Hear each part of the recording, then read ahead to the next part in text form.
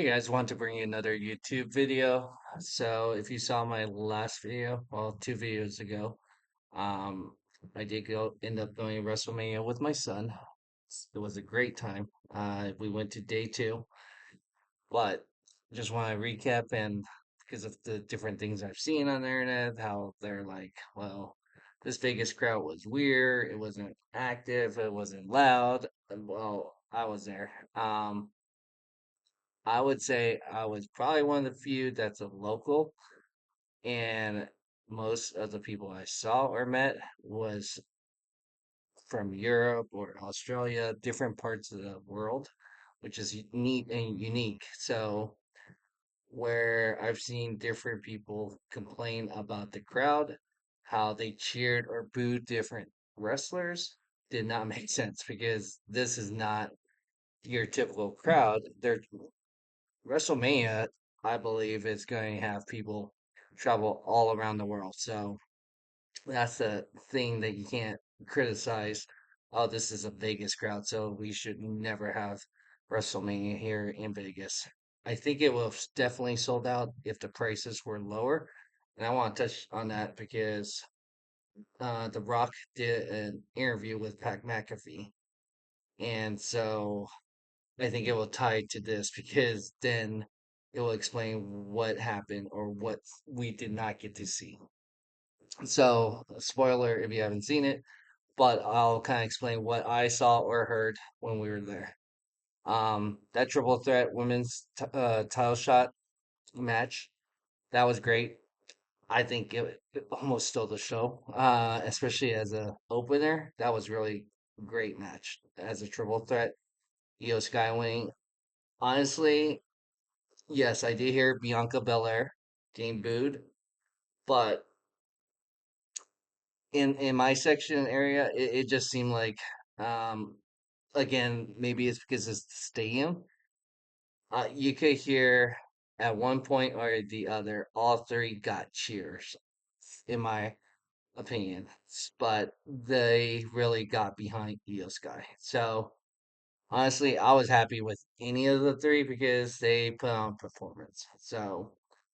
But I did hear more. If anyone that got any booze was Bianca Belair, but I definitely hear more of Io Sky. Rhea Ripley definitely had that plop too. So honestly, some people from what I read and seen, like, yeah, it was weird that they were booing Bianca Belair, but cheering for Rhea Ripley. Um, Again, I think that's what makes wrestling great because there's different people that like different things or different characters. And like I said, I saw people buy up Bianca Belair's shirts and Rhea Ripley. I did not see Io Sky shirts. So that's why I was a little surprised she won and retained, and especially they focused the other two. But hey, all three put on a great show. And it was a great start compared to, I feel like, night one. And this is why I was willing to go to night two or trying to get night two. And for me, also seemed like you had to be really rich or had to pay an outrageous price. Yes, it was higher but if they're treating it like the Super Bowl, and especially with night two, like I saw night one prices dipped where I was sitting in the 300s. Um, you could get tickets on night one. I saw it at low as I think 130 before fees, the Ticketmaster. But I kept refreshing, keeping an eye every day leading up to WrestleMania. That's what I would do. I would wait, but not too late because the tickets I got it 3 days before, but I did not see any more of those tickets on sale. It kept going up from that point on, I think. So I would say try to get tickets within 3 to 6 days. I noticed tickets were getting lowered in that time frame, depending on where you want to sit. Okay. Next one was the Sin City Street Fight. That was a great fight. I thought it was another great match. I thought most of my from what I could hear, Drew McIntyre. Again, I haven't seen the playback or watched it because again it was a long show, so I can't tell how loud or the pops were. But in my area, it sounded like a lot of us were behind Drew McIntyre. So I thought it was a fun match. Again, we're two for two. Crowd love it. The third match, I did not catch the entrance because, again, unlike night one, you knew you had some spots that you could get your snacks or bathroom breaks and stuff like that. When I saw the card, I was like, this is going to be hard to for any bathroom breaks or anything like that. So in between, my son had to go to the bathroom, and so we missed the entrance of the Fatal Four Way. But we got back just in time in the middle of the match. And that match I thought was a great match for a Fatal Four Way. It was fun, entertaining. The Brown Breaker spear on the table, that was great. Uh, Dirty Dom. Okay, so that was one of the complaints I saw. Like, this crowd's really weird for cheering for Dominic Mysterio. So I think there was a couple of things, and I was a little surprised Dominic Mysterio won. So was my son, and my son's 7. So I think one of the few things that was surprising why Dominic got that pop in this. For me, I've always thought WrestleMania is one of those like where a kid lives their dream. And Dominic, again, I've been watching wrestling for a long time, ever since I was almost my son's age now. So at about 7 or 8 is when I started watching during the Hulk Hogan Ultimate Warrior. And I've seen Dominic Mysterio kind of grow up in front of us, if you think about it, when he was part of that angle with Eddie Guerrero and Rey Mysterio. So for him, he grew up part of wrestling. And so I just think it's one of those things like the fans recognized and knew what he finally got his opportunity, his WrestleMania moment. And so he finally got his first belt at WrestleMania.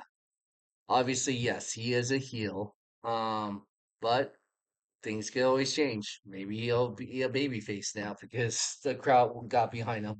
But we don't know if that's going to stick. Again, I thought it's nice that we gave him that respect again for what he's done. He, like I said, he was a not very great act the first time around with his dad with the baby face, but I think as a heel, he's been a really great heel. And so again, it's almost appreciating what you know. Again, I grew up also with the Attitude Era and watching that. So again, if like the Stone Cold Steve Austin's, if you're looking at back then or before that, he wouldn't be considered a baby face in that sense. But we got behind him in that sense. So I think it's almost like that where it's getting back to that where you might have some of the heel characters getting cheered on sometimes and get appreciated. So I don't know why you would be mad at Dominic Mysterio because and confused if he got a pop like that at WrestleMania. And also, he's from San Diego, California. That's not that far from Las Vegas. So that's another thing you could think about. People, because I've seen some other people's channel that's from San Diego or grew up in that area and wants to cheer for someone that's from their town.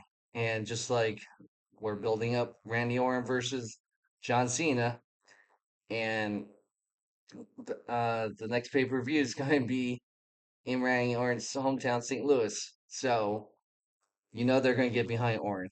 So next match, speaking of Orton, was Randy Orton's mystery partner or opponent was Joe Hendry. Um, I only caught him first time was at the Royal Rumble. I thought his gimmick was interesting. I actually looked up and watched some of his old stuff, so I think that exposure helped TNA. I know one of the rumors was Jeff Hardy. That would have probably got a nice pop, but Joe Hendry actually got a nice pop there from what I've heard in the stadium. So it seems like a lot of people got to know him. I think ever since Royal Rumble because that's how I first heard of him and looked him up on some of the stuff that he's been doing. So I think he could probably get a contract once his contract's over with TNA. He was really a big hit, which I thought a lot of people in the stadium would not know. They sang his song. I would probably play, but I don't want to get in trouble with their music. But definitely got that nice pop and surprise. Some of the rumors was Aleister Black or Rusev was another one, but you knew Randy Orton had to get a win, and you didn't want someone debuting or coming back to get their first loss. Joe Hendry is fine because obviously he's going against a legend. He's a TNA champ, but it's a lower tier company. So as a partnership, TNA probably did not mind that because they could get the exposure. They just got probably the biggest exposure. And again, because of Joe Hendry, I've been able to see some of the other stuff that TNA's been doing that way.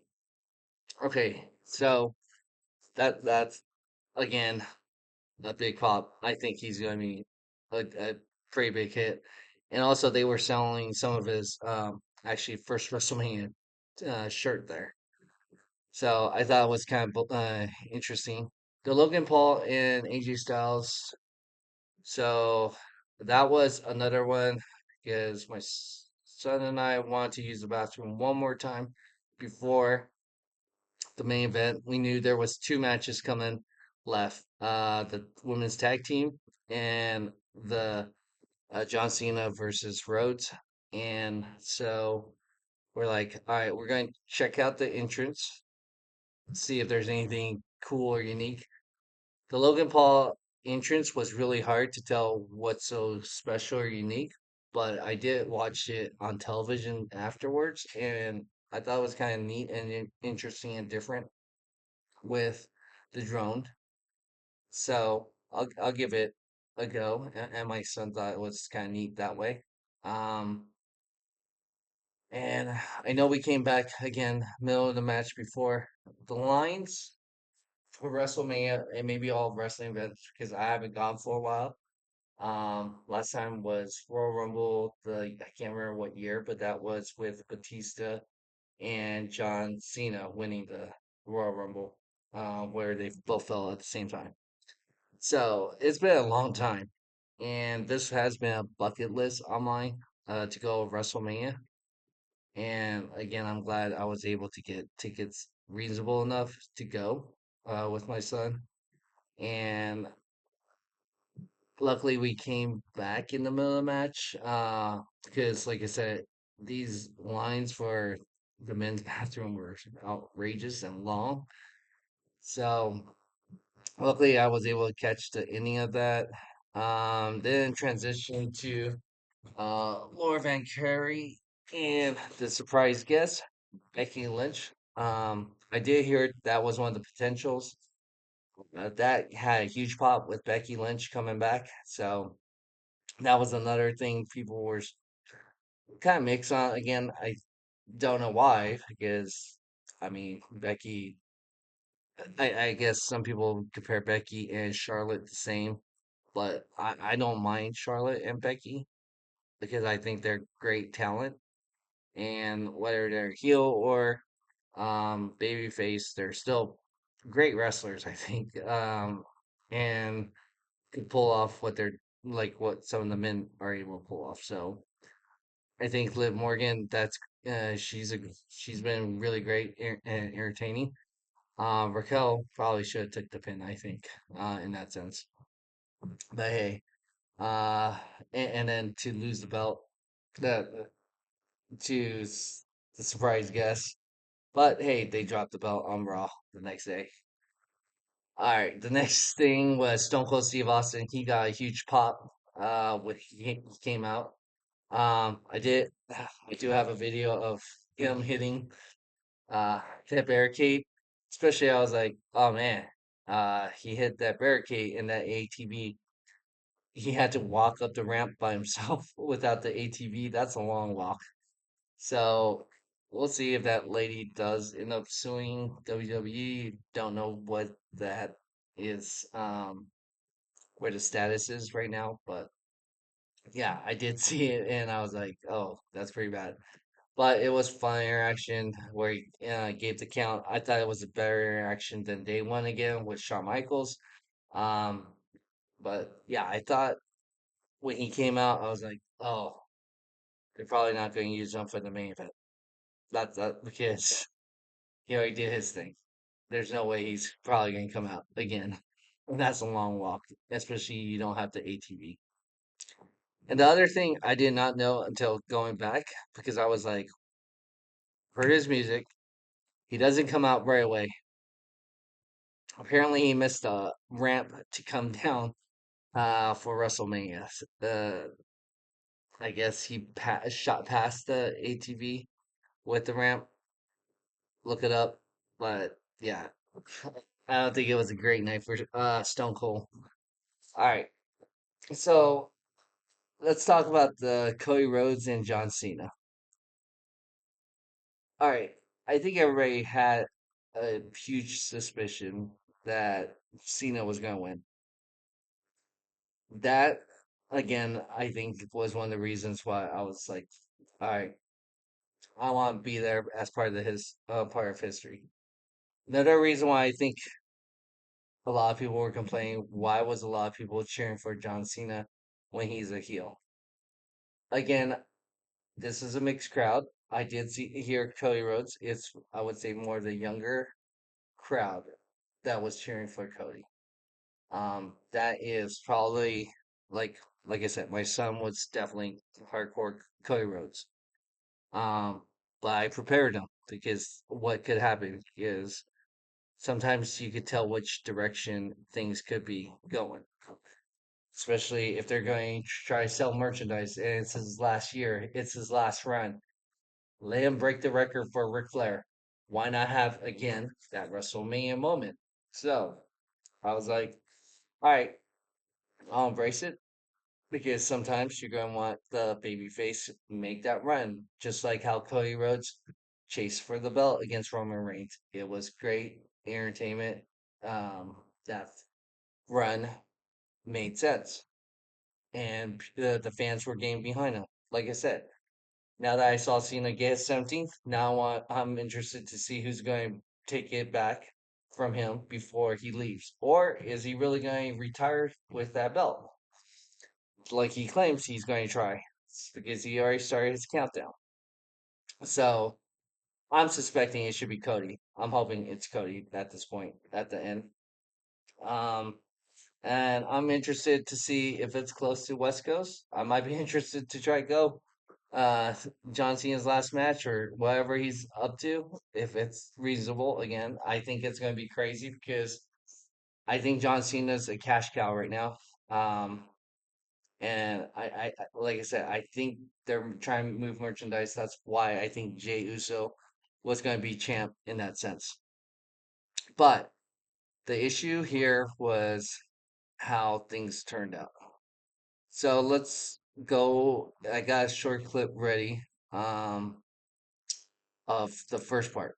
What the Rock said about why he inserted himself sounds like a part of the story. So let's go ahead and play part of it. Got a call about a month before Elimination Chamber. I get a call from Ari Emanuel, who we know owns TKO. All right, so it's and I think this is part of the issue. You mentioned that guy. I've never heard of him, to be honest. Board of the owner of TKO, which would make sense because it seems like ever since this merge, things are so expensive, and these tickets were. I know it's supposed to be the Super Bowl of wrestling. I understand that, but when he admitted about getting a call from this guy about Elimination Chamber, this is ridiculous. TKO owns WWE, has been my longtime business partner and one of my best friends for over 20 years. He said, we need help at Elimination Chamber. Ticket sales are a little slow, but beyond that, he goes, what we are finding is with Elimination Chamber, it's become the pay per view that's been interesting. Fans have had fun, but it's also the conduit to WrestleMania. And Which is true. So because now lately it's whoever wins Elimination Chamber has the opportunity to take on the other champion for the belt, which in this instance, which kind of makes sense because Jay, because if it was going to be Jay versus Cody, that wasn't going to make sense. So the booking was going to come with obviously, um, they're going to have John Cena or whoever winning from Elimination Chamber face Cody. So I thought it was going to be propelling enough. I thought tickets were going to move anyway because you knew it was the last time you're going to see Cena in Toronto. So I was a little surprised that they had to ask him. Again, I don't know if that's true because I didn't even look for tickets for that event. But the problem with that is I'm starting not to believe everything that Rock says because I feel like that might be a load of crud, to be honest, because I feel like he was probably thinking he could insert himself in this hot storyline and build something and be part of WrestleMania. But that did not obviously turn out because I cannot imagine it not selling unless ticket prices were really high for Elimination Chamber, just like how WrestleMania was very high. And I think TKO is responsible for these crazy prices. Um, and if you lower your prices, I think you'll sell out. If that was your concern, we didn't need The Rock in this. And now looking back in hindsight, so this next clip right here, he talks about this. uh, and this idea of him getting crowned at WrestleMania, and becoming 17 and turning heel. I'm sorry, and then being a heel champion. I knew then the best thing for the final boss. We've established this idea of Cody's soul. We can So I don't know always about come that. back to it. I did. So how can you go back to it when if you always have WrestleMania in the past built up at the if you think of a TV show, you're wrapping up your year-long story, and then on Monday Night Raw, you're supposed to start a new season and new story.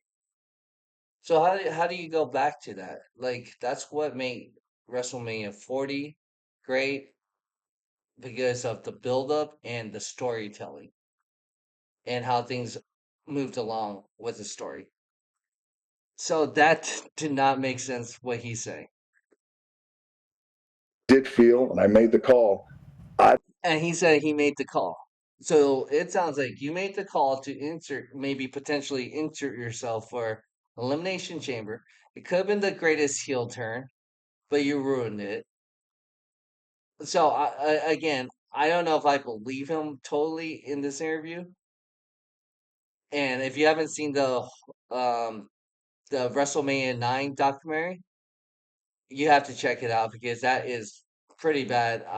I did not know some of the things, but I think Hulk Hogan looks really bad in that sense. don't want to. I don't want to be involved in that. Step back. Let the final boss step back into the shadows. Let all the spotlight go to.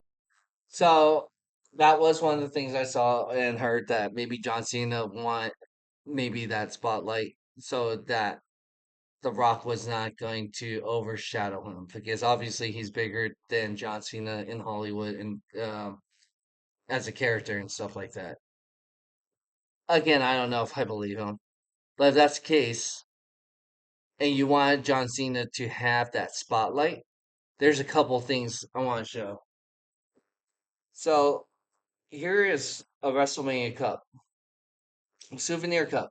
All right, for April 19th and 20th. This is 2 days of WrestleMania cup.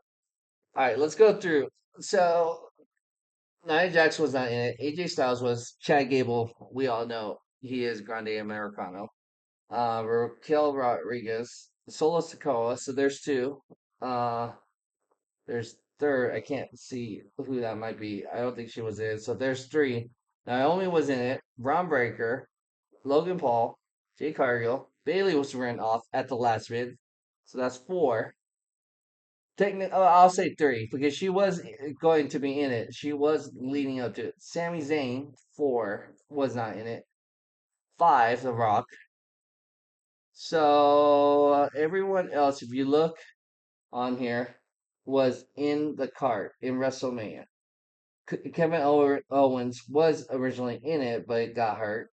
So Jimmy, we don't know if he. Well, technically he was part of the build-up, but he did come out to congratulate his brother. Chelsea Green was not in it. So six. So I don't know if these people were probably going to be part of it, but that's one of the things. Like you have the Rock on here on the souvenir cup. That's one of the evidence. That's like an Easter egg saying that he could potentially be there. That is one of the things I picked up at the WWE World event. And then another thing I picked up at WWE World, and this is where I've seen some people complain. Right here, we know his catchphrases, and The Rock every time he'll go to a new city or one of the cities in the past was like, finally, The Rock has come back to whatever city, insert that, and this was available for this event for Las Vegas, and so again, this is some of the Easter eggs and evidence that fans thought he was going to be here to help close the story. Like instead, we got Travis Scott. Maybe I'm too old, but I don't know Travis Scott. Apparently, the other thing when I went to WWE World, there's Cactus Jack. I did not know Cactus Jack is Travis Scott's clothing line, and maybe that explains why he has that hardcore belt. But which is confusing because again, either way, I don't know why. So I thought it was Cactus Jack, the actual wrestler that might have his own clothing line or something. But Cactus Jack had flannels and stuff like that. That would not be me. But when I saw some of the clothing, I'm like, okay, that doesn't make sense. But again, when I did my research, I was like, oh, okay. Is this just a partnership, just like Hogan with American Beer, or Logan Paul with Prime? So I, I don't know what's their relationship, to be honest. Like, why did you have Travis Scott ruin two of the best potential moments and sent him out there? Supposedly, also in the interview, Travis Scott is trained to become a wrestler potentially. Dude, when he stood against Cody Rhodes, I look bigger than him. Oh, like he does not look like a threat. I could probably take the guy out. Um, Again, yeah, we had our doubts with Bad Bunny, Logan Paul, but Logan Paul looks pretty great out there. Like I said, he looks legitimate the way he's built and everything. For me personally, I look at Bad Bunny. Sure, he did better than expected, but again, I don't think he is something I would be afraid of or someone like he doesn't look intimidating. I've put those two guys, like Travis Scott and Bad Bunny, the same page. As much training and all that, like I don't think you guys are going. like if you had to face Cody Rhodes or John Cena, like an actual heavyweight, you're not going to be believable enough. So I just don't know if I believe what the fuck he's saying with this interview, and do not buy it. Where he said, "I'm stepping back," and we could revisit this story with Cody Rhodes, and then there's a lot of Easter eggs and nuggets that I don't know if he's playing us or thinks we're idiots. But again, I don't know whose bright idea was to have the Rock merchandise and all that out there. Most of the merchandise also out there was wrestlers that were participating this weekend's WrestleMania. And so again, we had, I mean, you saw Austin go out there. There was merchandise for him. The only other one I recall now, Alexa Bliss, merchandise was out there. She wasn't part of the show either. So I think everybody understood Cena was probably going to win it. I think it's just the ending, how, like I said, night two was amazing. I think night one was amazing with the main event. That was great on how that turned out. And again, I thought there was some rumors with how night one was going to carry over to night two, because of the main event, and thought, okay, they're doing what last year WrestleMania kind of looked like, how they tied things together. But yeah, I think whoever did this booking was really bad, and don't blame the fans. Again, fans were coming all over the world to attend WrestleMania. That is something common, so you can't judge the wrestling fans here for a big event like that. Now, for SmackDown or Raw, you can on normal circumstances, because the people I met that were coming from Europe, they were attending all four shows for sure. They said they went to both days. Most of them that I met, the 2 days for the show for WrestleMania, they went to the SmackDown and Raw usually. So that explains why Monday Night Raw, because I wanted to go Monday Night Raw, because the day after usually is a good show, which it ended up being a pretty good show. The only thing was, which was crazy, Monday Night Raw tickets started climbing up the day after, because I thought, okay, if I'm going to go because of this, I need the price to be right. It was trending up. It was actually at one point when I saw tickets, it was getting become more than day one of WrestleMania. So I'm like, all right, forget it. I think I did enough damage this weekend. Um, but yeah, I have fun with WrestleMania. I would go again if they have it here, or if I'm close enough. Um, Next year's New Orleans. I've always wanted to go back to New Orleans. I've gotten there before, unless financially it makes sense or if prices were reasonable. I don't think I would be able to go again.